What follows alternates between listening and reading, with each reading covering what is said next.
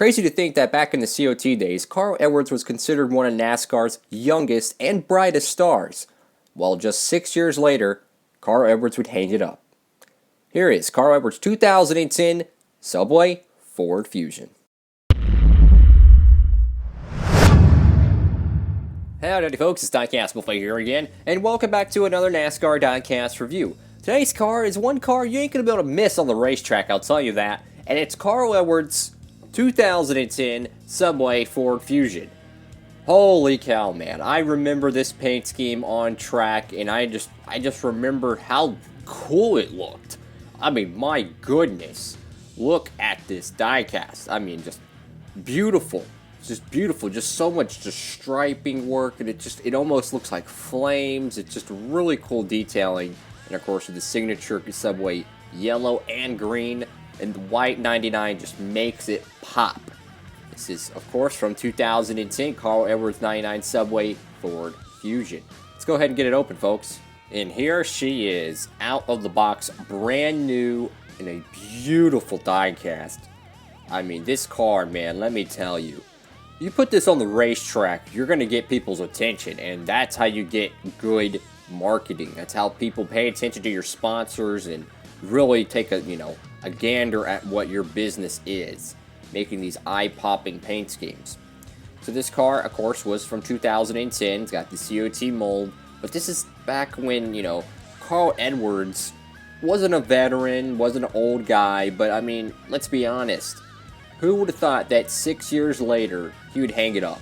I mean, just crazy, man, crazy. His NASCAR career ended way too early, in my opinion, and I do believe he would be a champion if he kept racing.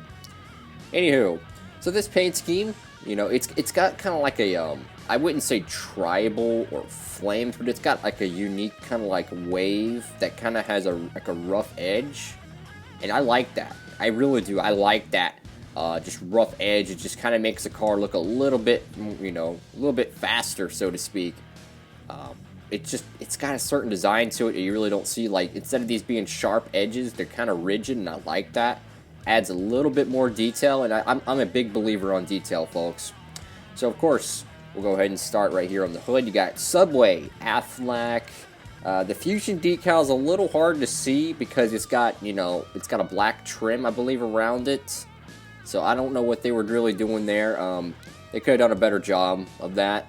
It's like when you have like a font and you color the inside of the font black, and then you have a trim line and you color that the same color. It basically just makes it blurry because the trim overlaps everything and it makes it blurry. That's what it looks like to me. Maybe I'm wrong. I mean, you can still see Fusion, but it's like it's really hard to see. It's really bunched up, and that's no fun. So over here on the side, you got all your contingency sponsors: Holly, Mechanics Aware, 3M, DirecTV, USG, K&N, O'Reilly, Autometer, Jags, NASCAR Sprint Cup Series, NASCAR Race Car.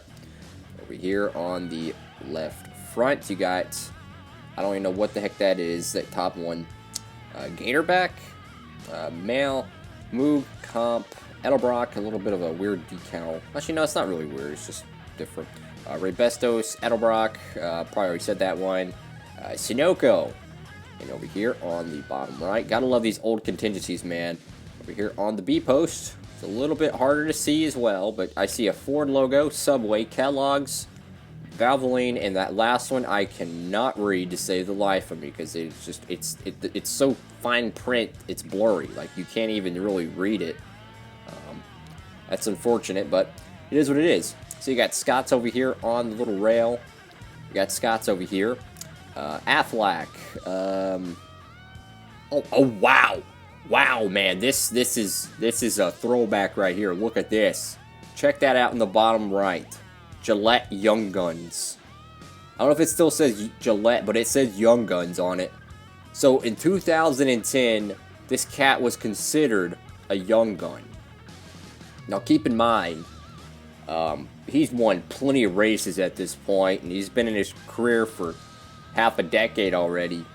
Just crazy to think that 6 years later, man, he's hanging it up, man.